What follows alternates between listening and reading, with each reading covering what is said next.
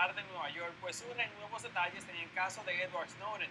Él es el norteamericano de 29 años de edad que se responsabilizó por las filtraciones sobre el supuesto espionaje que realizaba el presidente o el gobierno del presidente Barack Obama.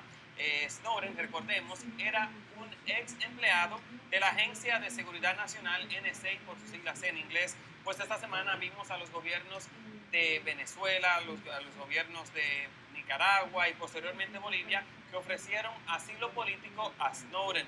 Y el jueves surgió la noticia de que Snowden posiblemente viajaba hacia Cuba en un vuelo de la aerolínea Aeroflot. Sin embargo, esto no fue confirmado, pero para tratar ese tema me acompaña en este momento Robert Valencia. Él es colaborador y analista de Global Voices Online. Robert, gracias por estar con nosotros como siempre. Muchísimas gracias por la invitación nuevamente. Gracias, Robert, de verdad. ¿Considera usted, Robert, que Edward Snowden seguirá en Rusia? ¿Dónde estará Edward Snowden? Yo considero que él sigue en el aeropuerto de Moscú, es decir, todavía no se han encontrado evidencias de que él esté en otro país u otro. Precisamente se había hablado de que Snowden había salido en un vuelo de Rusia hacia La Habana o que estaban incluso explorando otras vías aéreas donde otros países no restringieran el uso del espacio aéreo, como ocurrió por ejemplo con el presidente Morales cuando estuvo sobrevolando Europa y hubo varios países europeos que le negaron el vuelo por estos espacios aéreos. Así que yo considero que él tal vez esté en Moscú esperando a ver qué destino, cuál va a ser el próximo destino. Pero si el gobierno estadounidense sabe que Snowden está en Rusia, en el aeropuerto de Moscú, ¿por qué no va y lo busca? Yo yo creo que la razón principal es porque no quiere lacerar o no quiere mancillar las relaciones que está tratando de mejorar con Rusia. Esto es un objetivo que ha tenido la administración Obama, incluso desde la primera administración. Si recuerdan, por ejemplo, el famoso Start Button, que era un botón que decía recomenzar, ¿no? Es el reiniciar las relaciones entre Estados Unidos y Rusia. Yo creo que si Estados Unidos ingresara de una forma ilegal al territorio ruso, bueno, yo creo que las consecuencias serían muy graves. ¿Diría usted que Snowden está siendo protegido por el gobierno ruso, el gobierno de Vladimir Putin? Mire, es una pregunta muy interesante porque la Cámara Plena, la Cámara de Rusia, había mencionado que encuentra legítima las acciones de Snowden. La Cámara, el gobierno ruso considera que las acciones que tomó Snowden al respecto son desinteresadas. Por supuesto, estamos hablando de eso es lo que ellos dicen y al contrario, lo que están haciendo es llamar a Estados Unidos a replantear el tema de los derechos humanos, que incluso ellos mismos dicen que, perdón, Estados Unidos es un país que siempre le da instrucciones a los demás en cómo manejar los temas de derechos humanos. Entonces yo podría decir con certeza de que sí, de que Rusia está protegiendo a Edward Snowden y por lo tanto se ha impedido, ¿no?, el proceso de extradición que incluso la administración Obama está tratando de realizar con altos funcionarios rusos. Robert, me llamó la atención algo que ocurrió esta semana y es que vimos a los gobiernos de varios países latinoamericanos ofrecer asilo político a Edward Snowden. ¿Por qué Venezuela, Nicaragua y Bolivia y no quizás Colombia, México? Ese es un tema muy interesante porque primero son países aliados. Yo creo que el hecho de que o México o Colombia le diera o le otorgara asilo a Snowden podría un poquito comprometer un poco las relaciones con Estados Unidos, lo cual es muy interesante porque estos países han sido espiados. De acuerdo con esta información, Colombia y México son los países más espiados en Latinoamérica por Estados Unidos junto con Brasil. En cambio, con el caso de Bolivia, el caso de Venezuela, el caso de Nicaragua, pues son países que no tienen una relación sana como las tiene Colombia o México u otros países de Latinoamérica. Entonces, es de cierta forma hacerle contrapeso a Estados Unidos usando la retórica antiimperialista y más aún con lo que sucedió en Bolivia, en Venezuela, perdón, en Europa, con el presidente Evo Morales y el avión, pues yo creo que esa es una forma como de responderle a un gobierno que está tratando de solucionar ese problema de una forma desesperada. Me refiero a la administración Obama. Entonces yo creo que estos países que siempre han estado en contra de Estados Unidos, pues lo hacen de esa forma, precisamente para estar en contra. O sea, usted está diciendo que Estados Unidos realiza su ciberespionaje en México y en Colombia, pero lo hace con permiso o sin permiso de los presidentes los gobiernos de esas naciones. Bueno, al parecer esto es sin permiso porque tanto México como Colombia le ha pedido explicaciones a Estados Unidos del porqué del espionaje. Lo mismo hizo Europa. Es decir, la pregunta que todos se hacen es, ¿por qué si son países aliados, si son países diplomáticamente y económicamente aliados, por qué la razón del espionaje? El espionaje que realizó Estados Unidos en Colombia se habla de que son de un espionaje a nivel comercial, es decir, el tipo de comercio que realiza Colombia con Estados Unidos o con otros países. Yo no creo que haya sido con el consentimiento de la administración de Peña Nieto o la administración de Santos, porque estos mismos le están exigiendo explicaciones al gobierno estadounidense. O sea, y Estados Unidos nunca le ha respondido, le ha dado una explicación a estos países. Hasta el momento no. Hasta el momento no se sabe nada. Supongo que en los próximos días están tratando de dar explicaciones, pero hasta el momento no se ha dicho nada. Ahora, ¿cuáles podrían ser los efectos o las consecuencias de este asilo humanitario que han ofrecido estas naciones sudamericanas y centroamericanas, como es el caso de Nicaragua? Bueno, eso es algo que está por verse. No voy a hacer ningún tipo de aseveración. No sé si llegue a haber un tipo de sanción económica, pero sí puede llegar a haber un tipo de sanción diplomática. La presión de Estados Unidos es enorme. Lo vemos, por ejemplo, en el caso de Europa, que aunque no se ha dicho públicamente, pero por ejemplo el caso que ocurrió con Evo Morales, el cerrarle el espacio aéreo en países como Portugal, como España, pues es una señal de que Estados Unidos puede llegar a tener algún tipo de sanción diplomática, puede cerrar embajadas, retirar consulados, etc. Ahora, no sé a qué grado, si llega a haber algún tipo de sanción económica, eso todavía está por verse. O sea, usted dice que lo que ocurrió con Evo Morales lo hicieron porque en efecto pensaban que Snowden viajaba con él. Sí, eso es lo que se dice, porque casualmente Evo Morales estaba en Moscú en una cumbre sobre minería y sobre todo lo que tiene que ver con minería, con petróleo, con todo lo que tiene que ver con recursos naturales, y al regreso lo habían descendido al aeropuerto de Viena pensando de que Snowden estaba ahí, precisamente por unas declaraciones que había hecho Morales anteriormente, donde él consideraría, pero estamos hablando en tiempo condicional, ¿no? Consideraría que le iba a garantizar un asilo a Snowden, con lo cual los países europeos se vieron envueltos en este problema diplomático que todavía tiene enfrentados a Latinoamérica y Europa. ¿A cuál de los países latinoamericanos piensa usted llegará Edward Snowden? Todo apunta a que Nicaragua sería el destino ideal por varios factores. Estamos hablando de que Nicaragua, Venezuela y Bolivia son países que enfrentan una grave crisis económica, donde prácticamente el crecimiento económico está en un porcentaje muy bajo, pero si se compara, vamos a decirlo, el mal necesario, el mal menos corrosivo, por decirlo de esa forma, vendría a ser Nicaragua. ¿Por qué? Porque Nicaragua de cierta forma se ha convertido en un paraíso para personas que se retiran en Estados Unidos. Muchas personas que se retiran en Estados Unidos no viven acá, viven en Nicaragua por el costo de vida que es muchísimo más bajo. Se habla también de que China está invirtiendo en Nicaragua, o sea que hay posibilidades de un crecimiento económico. Claro, eso todavía está por verse, pero comparado con los otros países, Nicaragua podría ser la mejor opción. Robert, esta semana estuve viendo una entrevista que le hicieron a la ex gobernadora de Alaska y ex candidata vicepresidencial, la republicana Sarah Palin, quien dijo que Snowden no es el problema. Entonces, ¿quién o qué es el problema?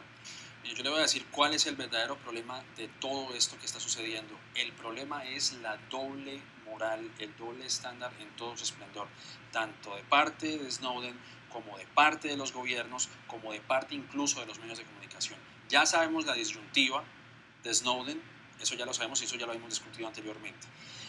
Yo quisiera hacer la siguiente reflexión. ¿Qué pasaría si Snowden fuese ruso? De hecho, existió una versión parecida a lo que estamos viendo.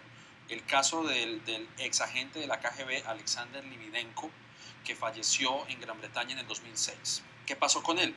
Él trabajaba con la KGB, con la FSB, y él pidió asilo político en Gran Bretaña. Estuvo trabajando como asistente, como contratista para la M16, y él había hecho unas revelaciones bastante comprometedoras del que era en ese entonces el presidente Vladimir Putin. ¿Qué fue lo que él dijo? Él había mencionado de que Putin había asesinado a una periodista que se llamaba Anna Politkovskaya, que había hecho distintos complots terroristas para él volver al poder. Cuando él hizo estas revelaciones, esta persona fue envenenada por radiación. Él tuvo una muerte lenta y había fallecido precisamente casualmente un mes después de haber hecho estas revelaciones. Entonces a eso me refiero. Estamos hablando de la doble moral de cierta forma de parte de Rusia, quien, como ya lo habíamos mencionado anteriormente, está defendiendo la posición de Snowden, que dice que es una posición desinteresada y que lo hizo en honor a defender las libertades civiles de los estadounidenses. Y de parte de los medios vemos, por ejemplo, el caso de David Gregory, que es uno de los periodistas que es el conductor del programa Meet the Press de NBC, de NBC en Estados Unidos, quien había dicho que las personas involucradas, en este caso los periodistas de The Guardian y del Washington Post, deberían ser también encarcelados por revelar esas informaciones en sus periódicos. Entonces la pregunta que yo me hago es, entonces, ¿qué tenemos que hacer con Carl Bernstein y con Bob Woodward, quienes revelaron el problema de Watergate en los 70s? ¿O qué haríamos con el New York Times, que publicó en 1971 el caso de los papeles del Pentágono y el involucramiento que tuvo Estados Unidos en Vietnam? Entonces también a ellos hay que mandarlos a la cárcel si están cumpliendo su función periodística. Entonces estamos viendo esa doble moral tanto de parte de Snowden como de parte del gobierno de Rusia, como de parte de algunos de los medios de comunicación. Yo creo que ese es el grave problema en todo esto. Pero entonces usted está diciendo que es cierto lo que dicen muchos estadounidenses, que Snowden no es un delincuente, que él simplemente nos informó lo que el gobierno estaba haciendo contra nosotros mismos, espiándonos. ¿Eso es lo que usted está diciendo? Bueno, Snowden es una figura polarizante en esos momentos, porque unos lo defienden porque sí, precisamente él tomó de cierta forma una posición utilitaria, debido a que sí, como se dice, se está espiando no solamente a los estadounidenses, sino que también está espiando a sus aliados, a los aliados en Europa y a algunos aliados en Latinoamérica. Otros lo critican porque, bueno, dicen que ha comprometido de cierta forma la seguridad nacional, que ha revelado cosas que son secretos de Estado y que es considerado traición a la patria. Yo personalmente considero de que sí, tal vez tenía que haber, si él no estaba de acuerdo con lo que estaba haciendo su empleador, pues tenía que haber renunciado. Pero nuevamente, esto no exime a Estados Unidos de tener una cantidad de información en sus manos que de cierta forma viola algunas partes de la cuarta enmienda que está en la Constitución. ¿Considera usted que Edward Snowden debería regresar a los Estados Unidos y quizás entregarse a las autoridades? ¿Qué pasaría con él si lo hace? Bueno, si es una persona que infringió la ley, bueno, yo creo que lo correcto sería entregarse, pero yo creo que Snowden sabe exactamente lo que le puede esperar, y el caso perfecto es el de Bradley Manning, quien fue uno de los informantes de Wikileaks y que actualmente se encuentra esperando un juicio marcial. Está en un confinamiento, no sé si la palabra es correcta, pero está aislado totalmente en una cárcel en Cuántico, esperando un juicio. O sea, no tiene ningún tipo de contacto humano. Entonces, obviamente, esto es lo que le podría pasar. Claro, Bradley Manning es militar y está siguiendo un consejo de guerra, pero esto podría también, de cierta forma, representar lo que le podría esperar a Snowden si se entrega. Robert, aprovechando el tema de Snowden para discutir brevemente los resultados de una encuesta realizada por el Centro de Investigación Pew, en la cual dice que la mayoría de los venezolanos quieren una mejor relación entre el gobierno de Venezuela y el gobierno estadounidense. De hecho, el 44% dice que la relación entre ambas naciones debe ser más cercana, el 21% considera que debe ser tan cerca como lo ha sido, y un 23% dice que debería ser menos cerca. ¿Le sorprende a usted los resultados de esta encuesta? La verdad, a mí no me sorprende, porque como lo hemos visto precisamente, las acciones de los gobiernos en cuanto a política internacional no reflejan necesariamente lo que piensa la población. Yo recuerdo una periodista iraní, Aziz Ansari, que había publicado el libro Leyendo Lolita en Teherán, que es casi como una autobiografía, y ella mencionaba de que, a pesar de que el gobierno iraní desde la Revolución Islámica ha tenido una relación muy tensa con Estados Unidos, esto no indica que los iraníes tengan también ese tipo de resentimiento con Estados Unidos. Por supuesto, habrá una cierta un grupo de personas que estén en contra, pero eso no es un reflejo de cómo se siente el pueblo iraní. Así que en este caso con Venezuela, yo creo que podría ser exactamente lo mismo. también hay que ver eh, lo que llama Joseph Nye como el poder suave. ¿A qué me refiero yo? A que Estados Unidos no solamente es una potencia económica, es una potencia cultural, de entretenimiento, y que muchas personas pues gustan de la cultura estadounidense y de cierta forma buscan esa afinidad. Con lo cual no me extraña en realidad de que los venezolanos de cierta forma tengan esa afinidad con Estados Unidos y que no refleje la política exterior del presidente Maduro. Ahora, si la mayoría de ellos apoya al gobierno de Nicolás Maduro, ¿por qué quieren una mejor relación con Estados Unidos? ¿Cuáles son los beneficios? Bueno, yo considero, en este caso, es el hecho de primero, la cercanía geográfica, segundo, la gran colonia venezolana que existe en Estados Unidos, y bueno, pues porque Estados Unidos es un país que sigue siendo una potencia económica, es la primera economía del mundo, y pues quieren mantener una relación sana comercialmente hablando. Yo no creo que un país quiera entrar en diferencias con otro de esa forma. Por el contrario, lo que estamos viendo es una integración entre países, lo cual creo yo es normal de que los países o los habitantes quieran mantener relaciones normales con todos los vecinos.